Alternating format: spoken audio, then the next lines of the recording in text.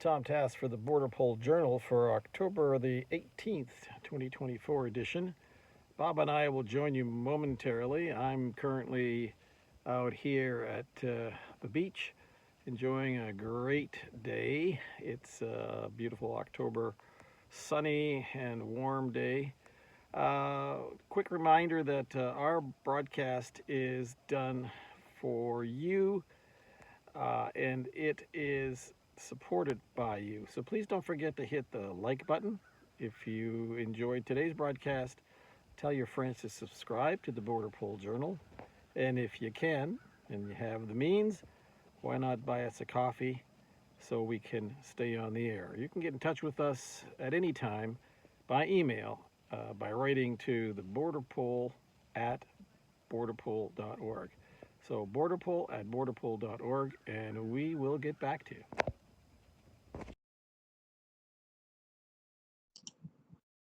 I think we're up and running.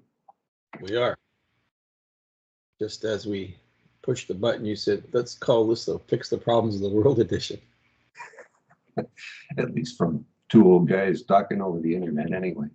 Yeah. Not that we're right, but at least we're legends in our own mind. Yes, yes. And there is a lot of that going around. Yeah, I think so, yes. Here we are stuck in the throes of a dying government. Can we say that here? I think. There's a lot of dying governments. Think about it. Or atrophying. That's a fancy word for dying. That's way more than two syllables, that's for sure. Oh, here you go. October the 18th edition of the BORDERPOL Journal with Bob in the left coast and me here in the middle of the country, sort of. And today we're musing about elections because there seem to be everywhere. There's three provincial elections here in Canada. Is it only three? I know BC has one, and New Brunswick has one, and Manitoba. And they just had theirs. No, it's golly, we should know this. PEI? Maybe. Anyway, a couple back east in the Maritimes and one out here on the West Coast. And well, I guess we're kind of focused on British Columbia because that's the one getting all the headlines at the moment. Even here in back east, we're watching that because it's a very dynamic kind of situation. It's evolving. I mean, if someone asked you 5 months ago who would win the election, what would you have said? Well, there wasn't really much of a choice. That would have been the NDP, hands down, I believe, because the Liberal Party, which was now the BC United or some other, changed their name to match the circumstances, were imploding.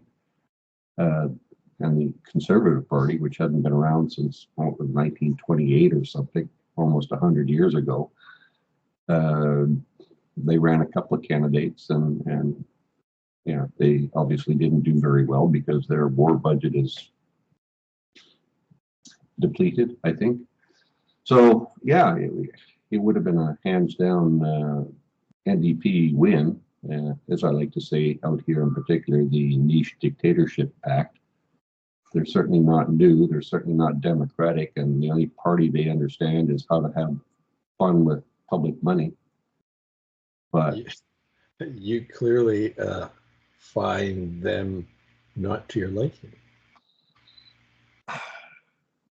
It's not that well, they're politicians to start with, you know. True. But the guy that took over, Evie, when he was sort of anointed as the premier, when Mr. Horgan stepped down due to health problems, he had, I forget, like a couple $100 million in surplus, which he's managed to dwindle down now to, I think they're saying at this point, a $9.8 billion deficit. So it gives me cause for concern and worry. If they get another 4 years and they've gone that far in debt, what are we going to look like at the end of another 4 years? Right. And I guess that, coupled with just the way they handle things out here now, they're telling people that if you have a regular city lot, you better be prepared to have 6 homes on that city lot, because we have to go with density. And if you don't pass municipal bylaws to approve that, then we will make it provincial. We will do that. The city of West Vancouver delayed and finally sent back word to the provincial government and said, we need more time. And the provincial government said, you got no more time. If you don't do it by the 30th of September, we will do it for you. That doesn't sound very democratic to me. Same thing here in the city that I live in, Surrey. We were told that the Royal Canadian Mounted Police as a city police force was not our choice. It was going to be the Surrey Police Force. And everybody's now coming to the realization that come November 29th, when they have the big handover ceremony, they're not going to have the number of officers to be the force of jurisdiction. The provincial government is throwing $250 million, I believe, in over 10 years to help fund this. So obviously, there's 2 strikes against it, in my opinion. We don't have the police power behind it. We don't have the money behind it. But you've already told us that this is the police force, like it or lump it. Deal with it. So that's what I say. I'm afraid that if they get in again, it's going to be just 4 more years of dictatorship. Do it our way or don't do it at all, because it's going to be our way. You will like it, whether you like it or not. And again, going back, housing, right?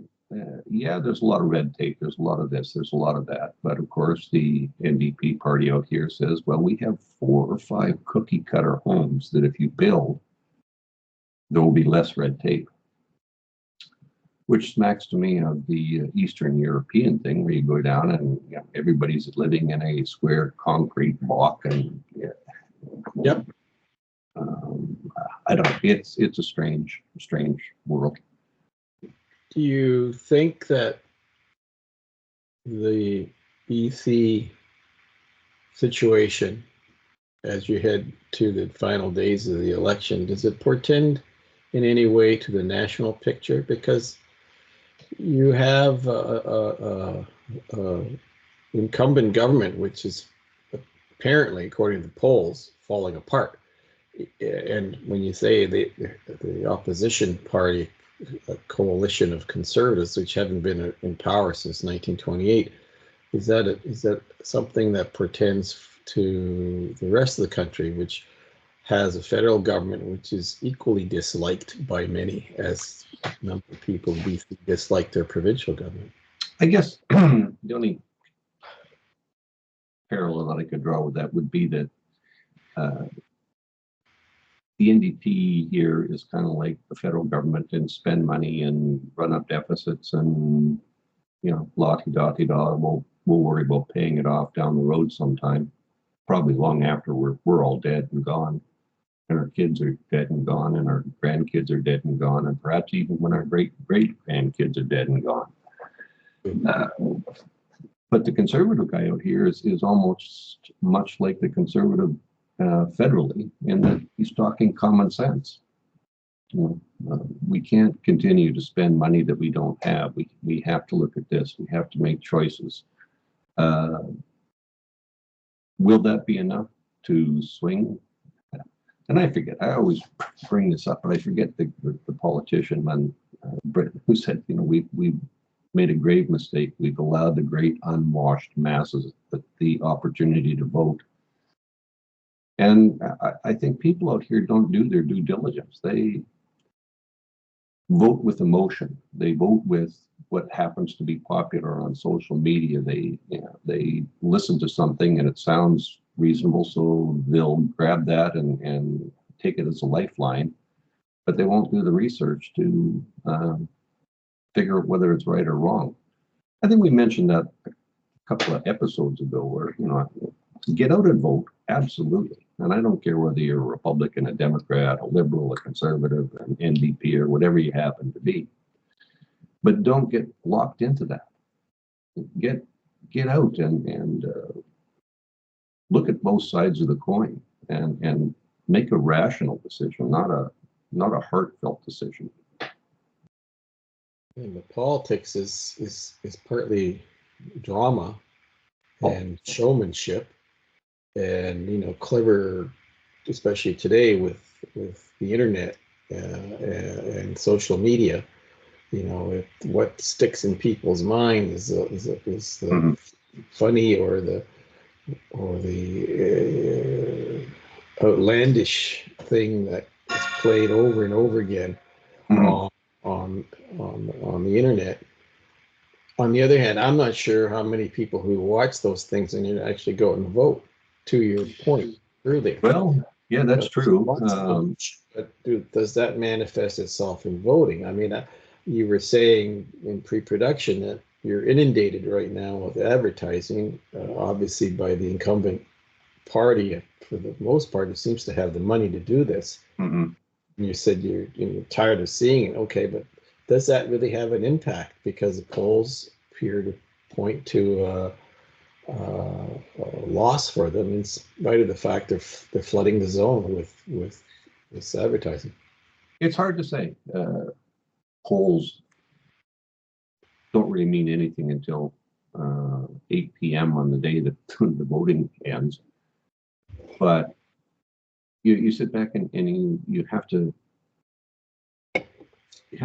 think that if the people would research and would find out what is the good, bad, or the indifferent. It's kind of like all the Hollywood shows where you have lawyers going at it, and in a court, they're kind of watching their watch, going, "Ooh, we've got probably 30 minutes before the court wraps up for the day. So let's just kind of delay this, or let's talk around that until we get down to about 5 minutes before the end of the day, and we'll make our point, because the jury's going to go home with that point on their mind."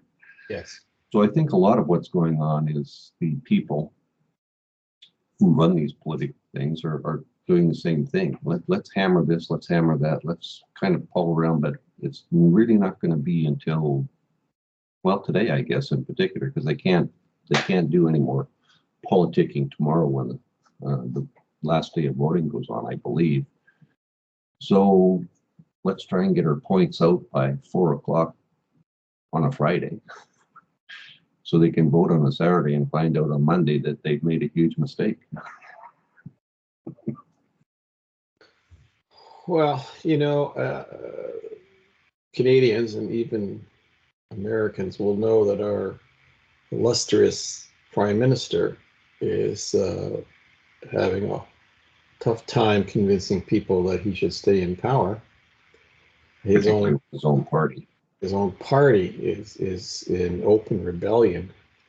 At least what we see in the press being reported, and I suspect that's the tip of the iceberg, because the press has been very protective of this bunch for years, particularly since they are beholden, in many cases, to the federal government for their jobs, with these outrageous subsidies given to multi-billion-dollar corporations that run the CTVs and the Globals, and of course the taxpayer-funded CBC, which is 100% in the back pocket of the government, whether people want to believe that or not. I mean, there's 3% of the population actually watches CBC, which tells you everything you need to know about how much credence it gets from the general population in terms of its position on matters like this.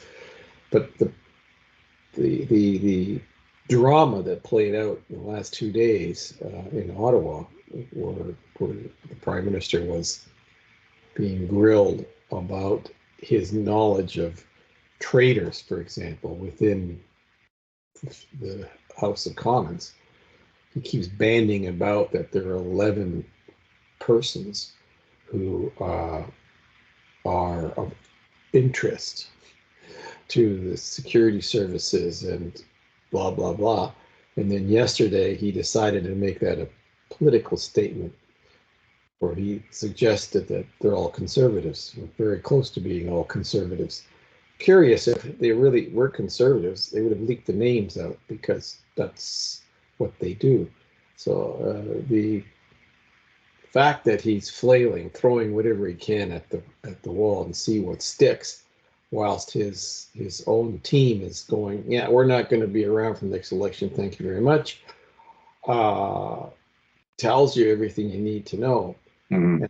And as I said, I'm wondering, given his precarious position, polling suggests that he and his regime will be essentially unemployed for the most part after the next election.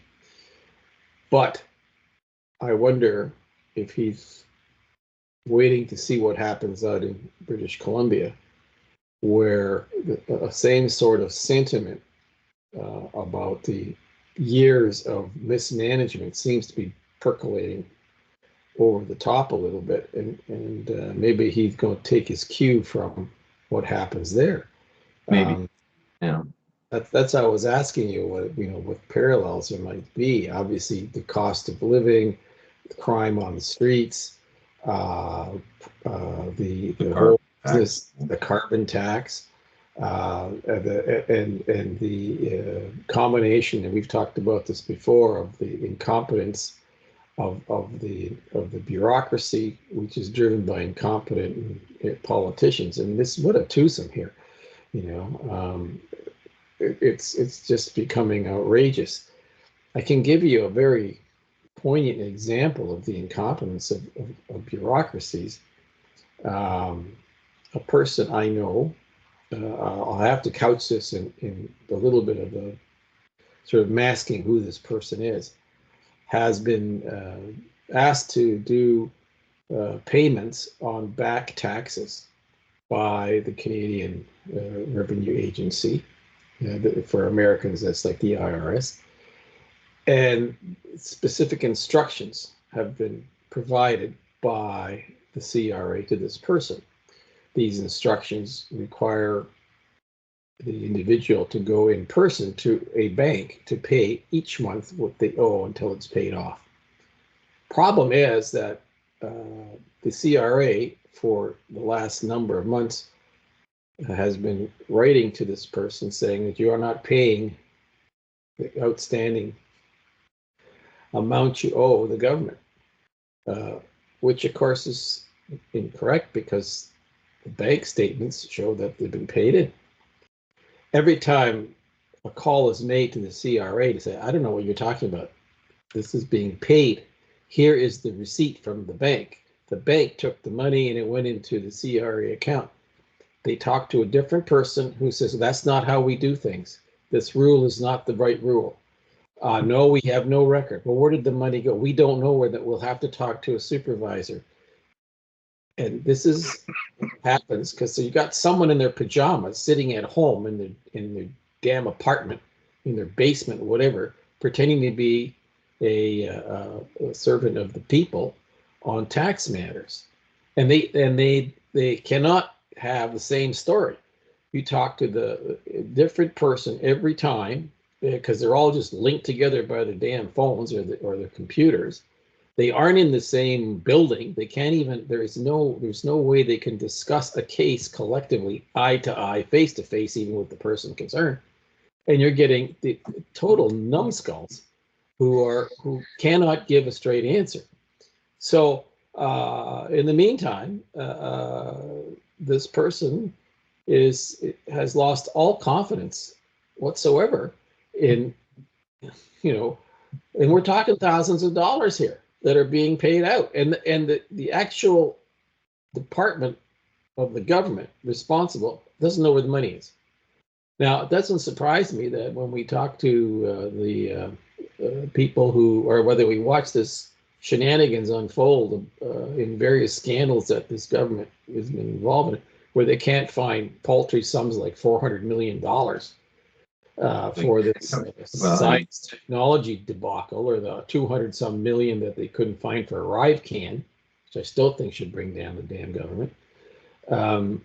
This is outrageous. So the stupidity it runs from top to bottom, and by golly, people are fed up with this. Apart from it's interesting when you mentioned the CRA. It was just on the news the other day that they'd let 350 people go because they were working while they were collecting the CERB benefits. Yeah. So it's probably the fact that it's one of those 350 people that hold the key to the answer to this person's problem. It's easy to be critical, but I'm sorry.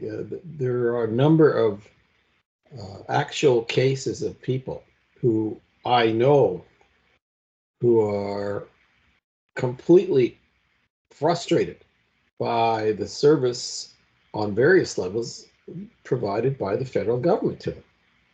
Well, I think it's even going. I gave you one example, but there are others that have been involved with the science innovation people.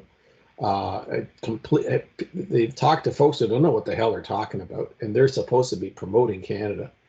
They couldn't run a lemonade stand, much less deal with millions of dollars of private sector money that needs to get an advice, or at least a ruling from the government on what to do.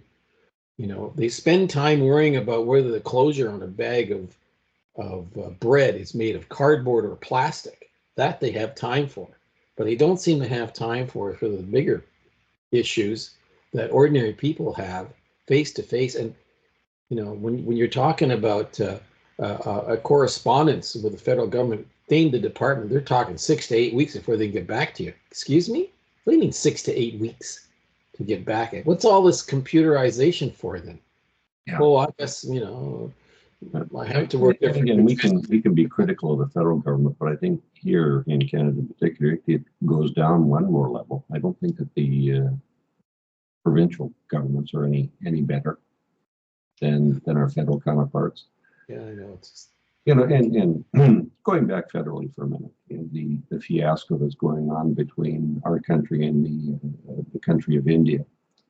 Oh, I know people in the United States think that we're junior varsity players when it comes to this whole thing, and we probably are.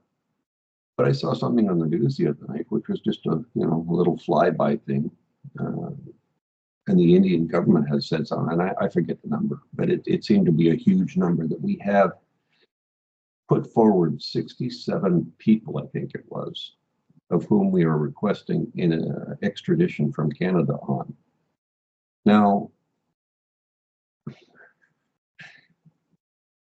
why haven't we heard this before? What's going on with those things? Is it stuck? Is it not stuck? Is it something that the government is sitting on? I don't know. But you would think that if there's all this concern with the Indian government coming in and assassinating Canadian citizens on Canadian soil was a big issue, how much of that could have been absolved if we had to process those, let's 10%, 6 or 7 people that are in Canada that could have been extradited to India for whatever they want them for. Would this issue have not gone the way it's gone? Is that incompetence? Is it cover up? Is it we don't like the way you do things? I don't know. It seems to me to be very, very poorly orchestrated anyway. I have a theory which reflects the problem we have with India. I think India has exported its own problems to Canada to some extent, where you have the various factions, from the Khalistanis to the Sikhs to the Muslims to the Hindus, India is yes, it's the world's largest democracy, but it is a very, very challenging country to run, and it is fractious, and it's very complicated. For whatever reason, the current government of Canada thought that they could import all these various factions into Canada as cheap labor. Let's just be clear on this. And they didn't really think about the fact that those folks bring their baggage with them. So what's happened is you have these various factions now in significant numbers in Canada who are carrying on with the same fights that they had back in the mother country, used to say when it was an English colony. And they don't know how to deal with it. And I think this making statements about the Indians doing things here. No, you're talking about state-sponsored terrorism is what this government of Canada is accusing the government of India. People go to war over things like that. Now, they played this little game of sending each other's high commissioner or ambassador, otherwise known, home, and 6 of yours goes home and 6 of ours comes home, and that kind of stuff. But the statements made by our side, without any arrests being made anywhere, and politicizes in the open, defies any logical approach when it comes to, well, what are the two sides doing diplomatically? Because this is like a he said, she said thing out in the open. But when the prime minister makes allegations about another country, the way ours has, and then is rebuffed, and don't watch the CBC or Canadian, watch the Indian press and the Indian commentators who have a whole other view of just exactly who's at fault here. Now, it takes two to dance. I get that. But, we supposedly, being the smart folks that we are, where was the diplomacy on this? Okay, I think that the other side has some real issues with this current government of ours here in Canada, where some years ago, the very prime minister that makes these allegations, these are really very, very dangerous allegations, and you better come up with proof, which he hasn't thus far. When a couple of years ago he goes there and insults them, their own traditions and cultures, like dressing up like a fool, dancing, whatever, in India, that was insulting. And that's a culture in a part of the world that doesn't put up with that nonsense. He might have thought that was smart for his voters. He thought back here in Canada that of that persuasion, but it didn't work. Then he brings in literally hundreds of thousands of East Asians from that part of the world, and then expects them to all get along when they didn't get along where they came from. Did no vetting, promised them all kinds of stuff like, oh, you can come here as a student, then you can go to work and you can stay. None of these things have happened. So he's created a mess, not only bilaterally, but the people that are here, that came here, basically under false pretenses, which he and his regime encouraged. Sorry. Mm-hmm. Okay. Yeah. Of course, now segues into the whole business of, does this guy have any clue how to run an immigration program? He's destroyed the Canadian immigration program, the refugee program. Him and his gang over the last 9 years have completely screwed that up. The latest manifestation of that is the 4,000 Palestinians that came here supposedly with family supporting them. These Palestinians didn't have family here. If they did, why is the government giving them hotels, money? And come on, this is not a family unit. There was no family here in Canada, Palestinians, sponsoring Palestinians. This is once again with the reason why this government and this prime minister is so disliked by the folks. And I don't think it's just the Canadian populace either, Tom. It's I think that worldwide populace look at this guy and sees that the only thing missing on him is the big round nose and the big clown shoes. He's not well respected. And it seems again to me that, last year when he broke this news in the House that there was complicit evidence of India being involved in this horrendous acts going on in Canada, it was after he came back from a trip where things didn't go well for him. Now we've got the RCMP saying, yes, we have concrete evidence, but again, it happens to coincide when he came back from the Southeast Asian conference where apparently things didn't go very well for him. So let's begin. He wasn't even invited because Canada is not a member of ASEAN. He just showed up. So, and why did he show up? Is it because there were things going on here that he didn't want to be involved with, and he leaves the country whenever that's, as I said, we're looked at as the JV team as far as the United States is concerned, and when it comes to politics, we probably are. But this is the guy that's going to get the Oscar when it comes down to acting, because. He's okay. Well, maybe that's where he should have stayed. But I'm concerned over things like comments made in Washington, for example, in serious think tanks, that Canada has no business being in the Five Eyes because it can't be trusted even to keep its mouth shut about the information that's provided by the other four members of the group. That's what this clown is doing to our reputation. Yeah. Okay. It was very clear that when the Quad was invented, I thought Canada was a Pacific Rim nation. Apparently not for that bunch, because they're not trusted. They're going, this is not how you act on the world stage. And there was an analyst I watched go on a couple of days ago, and it's worth looking up on the internet, on YouTube, where he says every time there was something going on where Canadian Prime Minister, the current one, shows up, he screws things up, whether it's a G20 or the G7, makes outrageous statements, and is a buffoon, and is so seen. And so, it's really become a joke. But the impact of that is significant.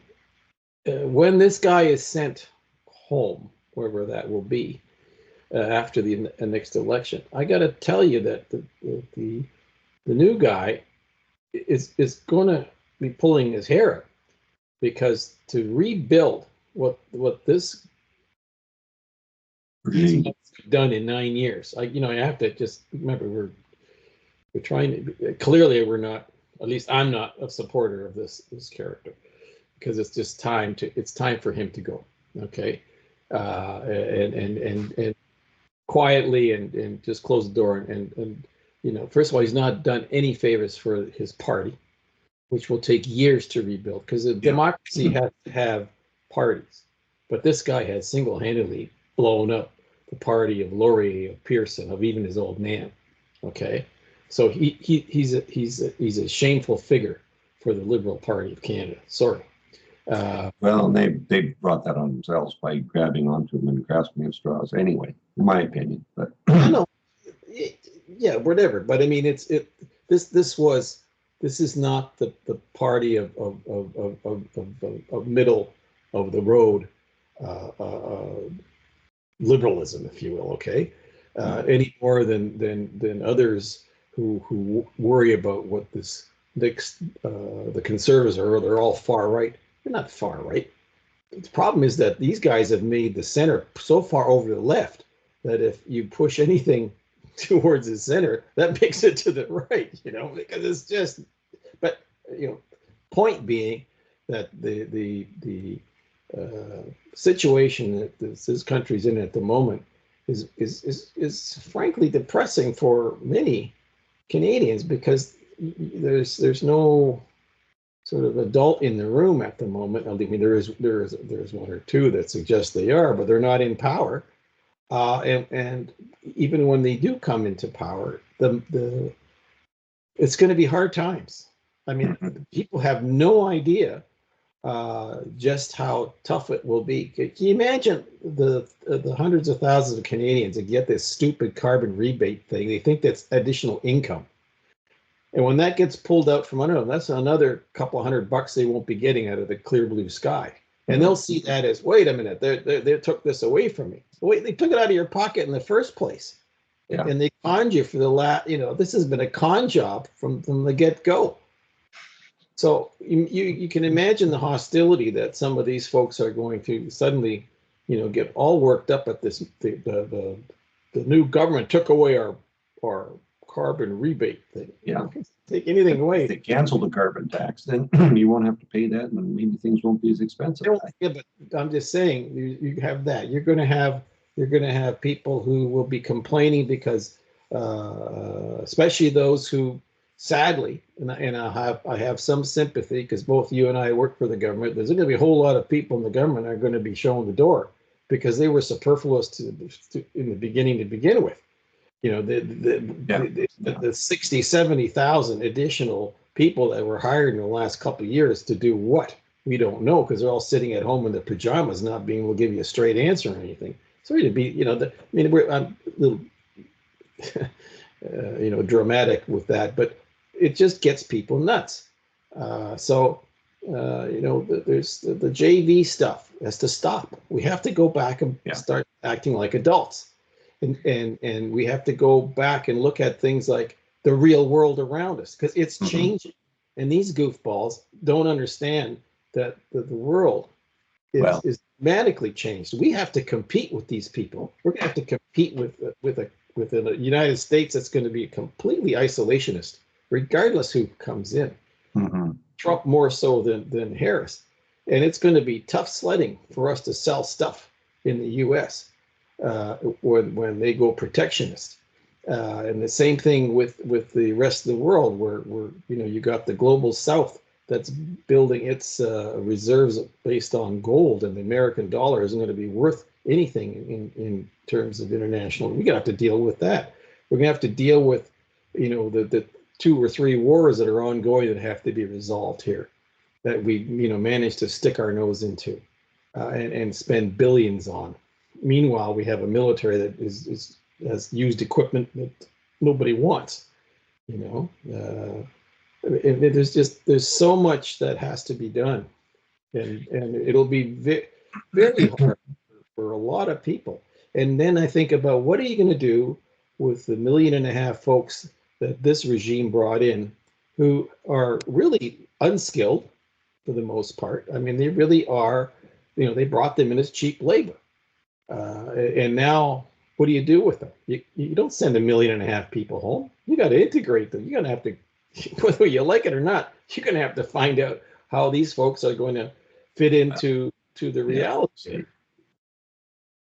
There's a lot of things that are going to have to be dealt with, and they're going to be unpopular.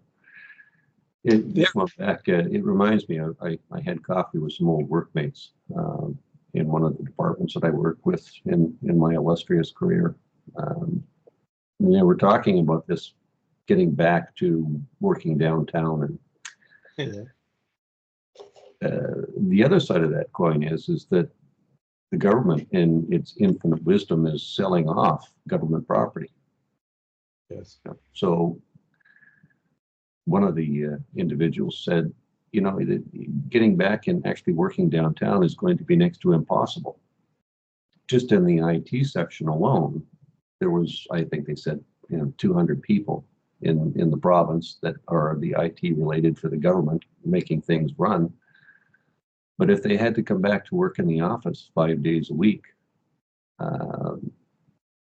they wouldn't be able to do it because there's only enough room for 50 people in government offices. So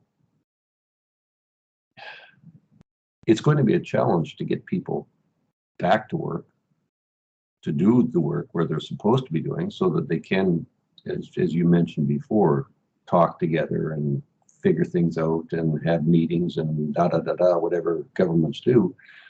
But if they don't have the office space to do it, they don't have the equipment to do it. It's really a cat chasing the tail.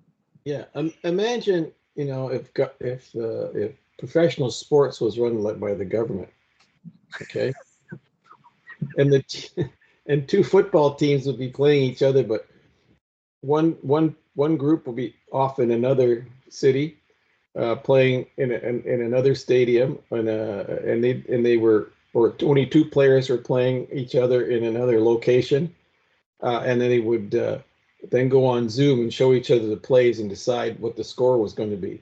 I mean, it's just this thing has become absurd. And I don't know if you saw last week, the unions are still fighting the government about going back to a 3-day work week. Excuse me, I don't want to go back to work because it's too hard. I'd have to I have to drive to work. There's a lot of traffic. Who told you that this was going to be permanent?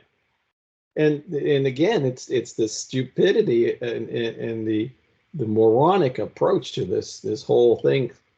I mean, really, I think COVID has mentally changed some of these people permanently, because that is not what this was all about. It was foolish to begin with, but now it's a personal thing, and it's my lifestyle is screwed up because I have to go to work. Excuse me? Okay, well, boy oh boy, when the new guy takes over, you won't have to worry about that, because you'll be sitting at home in your pajamas, but be no check coming in every 2 weeks. Yeah, there is that, and you're right. This whole thing, when we start to move into the next phase of whatever the next phase is going to be, it's not going to be pretty. I know in our case here, if the voting public decide that the Liberals deserve another chance, we're done as a country. I think we're going to be so far deep in debt that we'll never dig out. Well, if the people decide that the current opposition, deserve a chance, are they going to give them a mandate to do it without having to worry about, as the current government did, signing deals and backroom deals? My another work colleague I had said, if I wanted an NDP government, is basically what we've had in the last year and a half before the agreement was torn up, I'd have voted NDP. Will we have a government that will have to rely on memorandums of understanding of how government is going to work, or we're going to give them a mandate to do what they should be doing? And if they do have a mandate to do what they're supposed to do or want to do, how are they going to do that with a cupboard that's bare? Really? Yeah. By the way, why is it the new Democratic Party? What was the old Democratic Party? I just threw that in for fun. Because I don't remember the That's a good question. Party. Maybe Jimmy Tallywalker under Animal Farm and Orwell's 1980. I don't know. Maybe that's where it was. Listen, the guy who is in charge of the new Democratic Party was on media yesterday whining about the border and the guns that come across the border because the CIU is working hard but isn't getting enough support to stop guns from coming into Canada. This crackpot doesn't even know it's the Canada Border Services Agency. He was referring to the union. The Customs Immigration Union is working hard to keep guns out of Canada. And then he made the outrageous statement that when Harper, the previous, this is over 10 years ago, okay, he cut 1,100 jobs from the front line that were never replaced by the Trudeau regime. And you're like, what are you talking about? You know, because it just throws stuff out there. With, you know, first he Well, I doesn't. think that goes back to what I said hell before, he's talking. Tom, right? We're getting down now to the short strokes and saying we're going to get to an election pretty quick. So let's get our points out there, and hopefully the people that are in charge of putting us back in power will believe me, you know. Well, and the way he was going on, he says, and remember, this is Jimmy Dhaliwal, now known as Jagmeet Singh, who went to school in Detroit and crossed the border every single day. Okay, so he knows exactly what the formalities are at the border when you cross back and forth, and he wants you to sit around for 1 or 2 hours while they check every car looking for guns. Now, it's true that most of the guns used in crime in this country are smuggled into Canada from the United States. But you know, there's the way this guy is talking, because how stupid he is. Well, we'll check every vehicle. That's going to happen. Talk reality here. All right. What you need to do is that when you catch someone with a weapon in this country in the course of a crime, is you don't have a revolving door of bail. You walk out 15 minutes after you're charged. You know, you go spend time in the Crowbar Hotel, you know, thinking about maybe I shouldn't have done that. That's how you do it. Well, we don't want to do bail reform. No. We're gonna make you stand around the border for 2 hours while we search each and every car coming. That's how stupid. Well, and again, that's like a lot of things that go the criminal system that we have in Canada. We don't have a justice system. We have a criminal system because that's who it's for. The trolls are coming after you for that one. I can just see the comments already.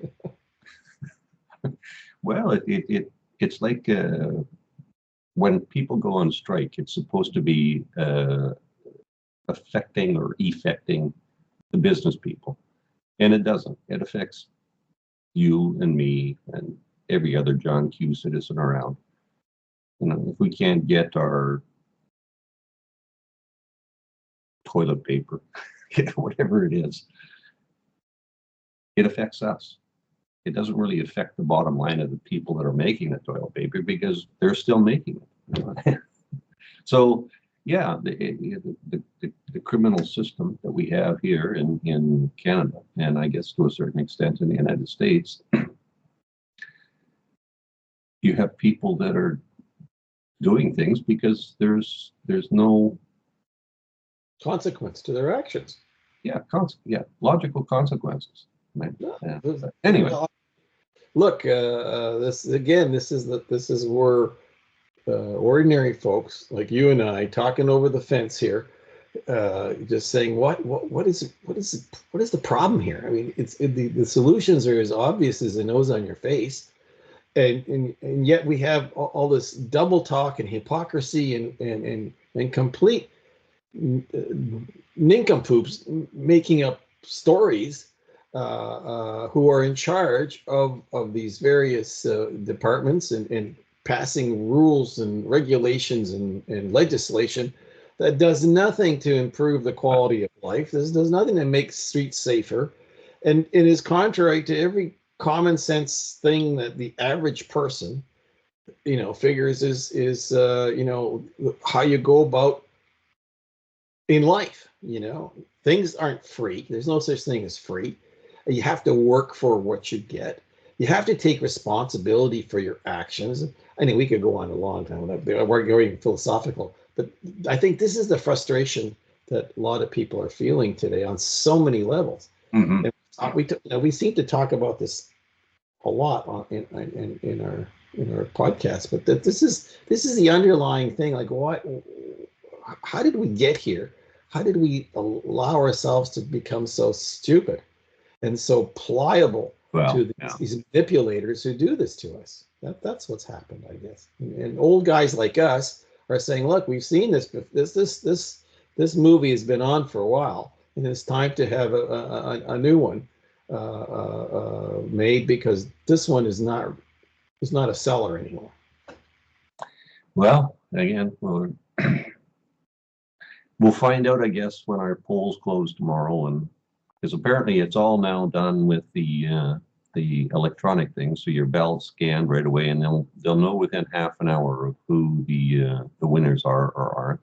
So, you know, maybe by 9 o'clock on the 19th tomorrow, we'll know who's going to form the government here in BC and how that is going to play out across the country. Well, maybe we'll do a short 5-10 minute thing on Monday after we kind of digest what happens on Saturday, see what the impact on that is for the bigger picture here in Canada. Well, if I don't make it, it's because the Niche Dictatorship Pact found out where I lived.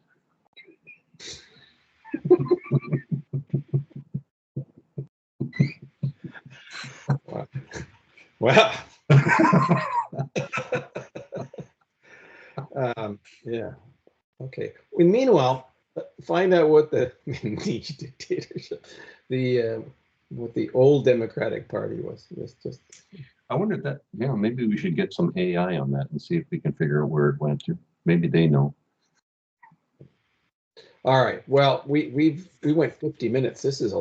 We were going to do a short one today, and I guess we got bogged down. We seem to do that. That's what The only thing happens. missing instead of our coffee is we should be having a beer while we do this. I think so, and that's right. That's what we should have had. Well, anyway. All right. So let's see what we can do on Monday for a short one to see a little post-mortem on this experiment, which may have grander implications. Long range forecasts, yeah. Long range forecast, just like the hurricane stuff. Or something.